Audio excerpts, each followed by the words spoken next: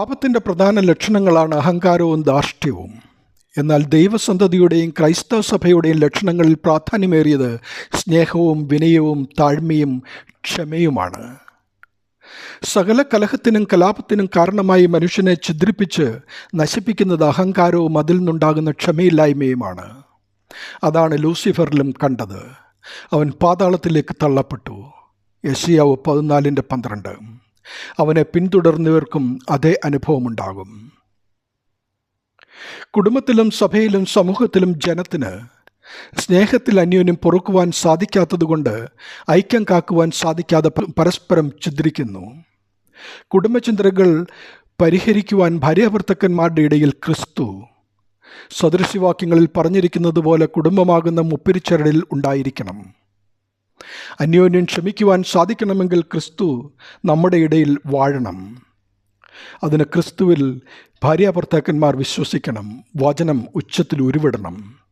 നോമ്പുപവാസങ്ങൾ വിശുദ്ധിയോടെ അനുഷ്ഠിക്കണം. ആഴ്ചയിലെ കടപ്പെട്ട ദിവസങ്ങൾ ബുധൻ, വെള്ളി, ഞായർ എന്നീ ദിവസങ്ങൾ തലേസന്ധ്യ 6 മണി മുതൽ വിശുദ്ധിയോടെ ദിവസത്തെ വേർതിരിക്കണം. കുടുംബ പ്രാർത്ഥന മുടക്കമില്ലാതെ നടത്തണം.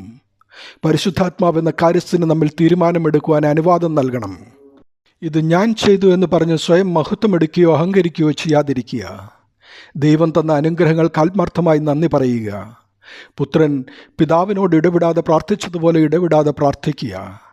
പിതാവാം ദൈവം ആദമിനെ കാണാൻ ഏദൻ തോട്ടത്തിലെത്തിയ വെയിലാറിയപ്പോഴാണ്. മാലാഖ ദാനിയേലിന് മറുപടിയുമായി എത്തിയതും സന്ധ്യായാമത്തിലാണ്. കാരണം ദിവസം ആരംഭിക്കുന്നത് വൈകിട്ട് 6 മണിക്കാണ്. അപ്പോൾ ദൈവത്തെ കണ്ണുകൊണ്ട് കണ്ടുവേണം കുടുംബമായി നമ്മുടെ ജീവിതം ആരംഭിക്കുവാൻ.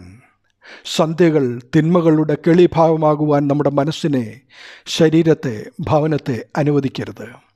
ഇത് പാലിച്ചാൽ നാം ദൈവസാന്നിധ്യവും കൃപയും കൊണ്ട് നിറയും. അനുഗ്രഹങ്ങൾക്കായി അലയേണ്ടി വരില്ല. സൗഖ്യത്തിനായി കേഴേണ്ടി വരില്ല. ഉയർച്ചയില്ലാതെ തകരില്ല. നിരാശപ്പെടില്ല. തലമുറയെക്കൊണ്ട് ആകുലരാകില്ല. ഭാവിയെക്കുറിച്ച് ഉത്കണ്ഠപ്പെടേണ്ടി വരില്ല.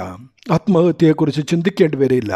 പൈശാചിക ബാധയുണ്ടാകില്ല. തേജസ്സിൻ്റെ വലയവും മഹത്വത്തിൻ്റെ കിരീടവും പ്രാപിക്കും നിശ്ചയം. നമുക്ക് ശ്രേഷ്ഠ കുടുംബങ്ങളും തലമുറകളും ഉണ്ടാകുവാനുമായി ദൈവത്തിൽ താഴ്ച സമർപ്പിക്കാം. കുശവൻ്റെ കയ്യിലെ കളിമണ്ണ് പോലെ. ദൈവനാമം മഹത്വപ്പെടട്ടെ. ആമീൻ.